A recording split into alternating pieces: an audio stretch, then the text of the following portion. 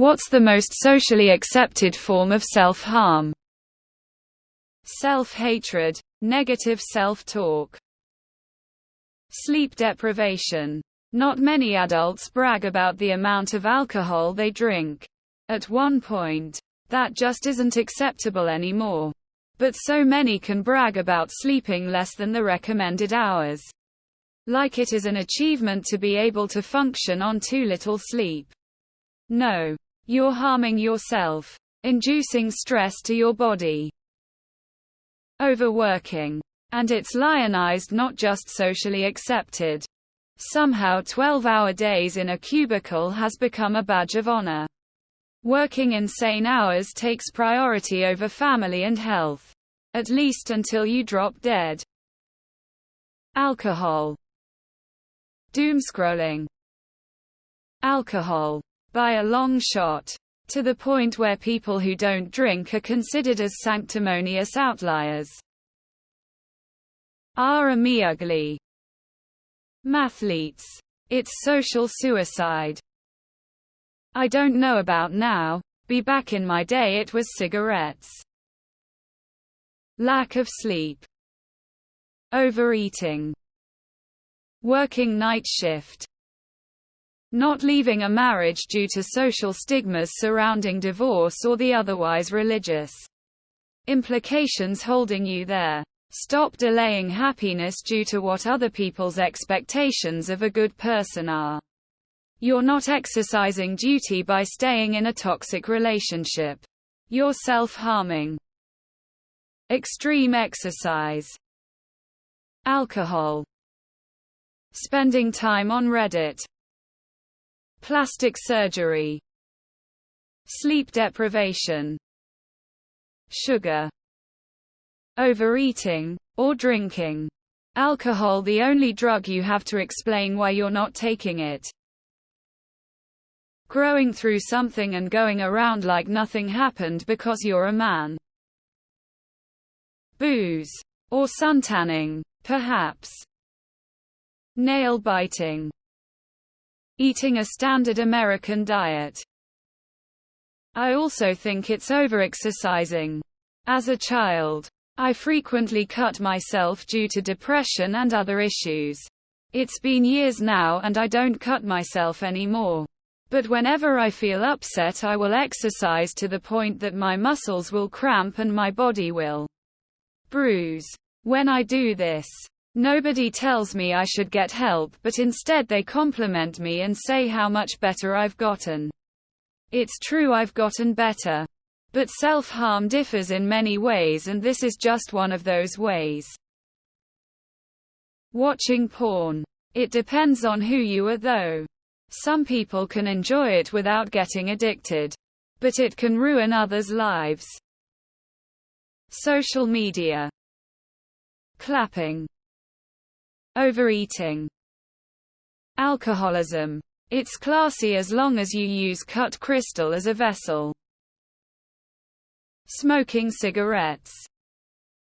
Obsessive legal drug use and really bad diets. Work. Getting fat. Source: me. I didn't have the balls to kill myself quickly, so I aimed to kill myself slowly with cake chips and ice cream. Joke's on me though. A few years of hedonism was good for perspective after a stress-induced breakdown. Health took a massive hit, but at least I am still here to recognize that, and the rebuild over recent years has been quite pleasant. Overworking and self-deprecation. Starvation. Eating disorders. Being thin is literally a beauty standard and incredibly unhealthy. Having a dangerously low BMI is just as unhealthy as being morbidly obese. Gym bros and their insane diets that are genuinely just eating disorders. No one actually wants to eat 2,000 calories of plain chicken and rice. Unrestrained consumption of processed food, obsession with reality shows, overusage of technology. Dieting. Not all diets, of course. but 1,000-calorie ones or diets that completely cut out big food groups or insane stuff like juice. Diets are a straight way into eating disorders. Speaking from experience. Obesity. Self-sabotage. Not sure if it counts though. Using so-called social media. Voting Tory. Dating abusive and/or narcissistic partners. Not sleeping, although proven to be very harmful. It's somehow become normal and maybe even semi-encouraged. Sleep deprivation. Conscious self-sabotage. Not letting yourself succeed at anything to punish yourself emotionally, mentally and physically. I don't think people here know what self-harm is. Anything you do with the intent to hurt yourself is self-harm. Almost everything mentioned here is not done with that intent. Drinking. Tattoos. Hookup culture. Screen addiction to smartphones. Smoking cigarettes. Sleep deprivation. This constant bragging that we do of "oh, you got 6 hours of sleep last night. Well, I only had 3, like it's a competition to not have healthy sleeping patterns." Excessive drinking is another. Having alcohol is fine. Coming home every night on the weekends and not remembering a thing is not fine. It's destructive. Self-deprecating humor. Eating until you have 758 trillion heart attacks. Tattoos always seemed quite an extreme conversation starter.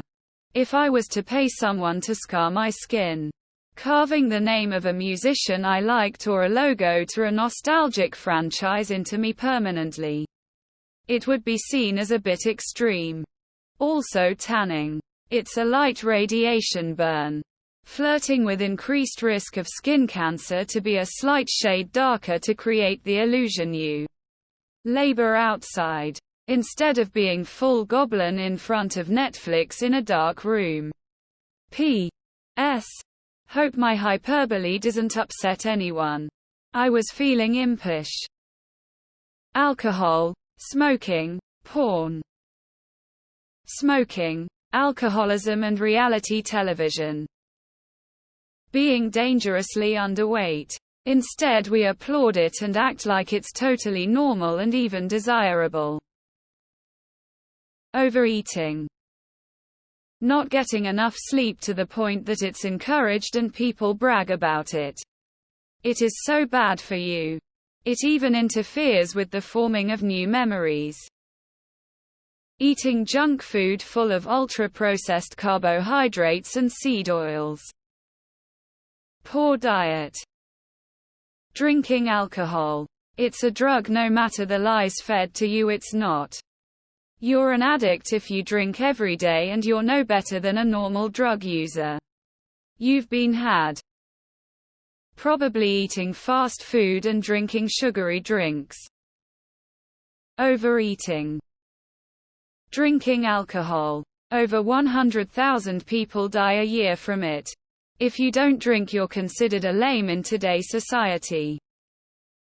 Mathletes. Smoking. Social media. Biting your fingernails. Eating sugar.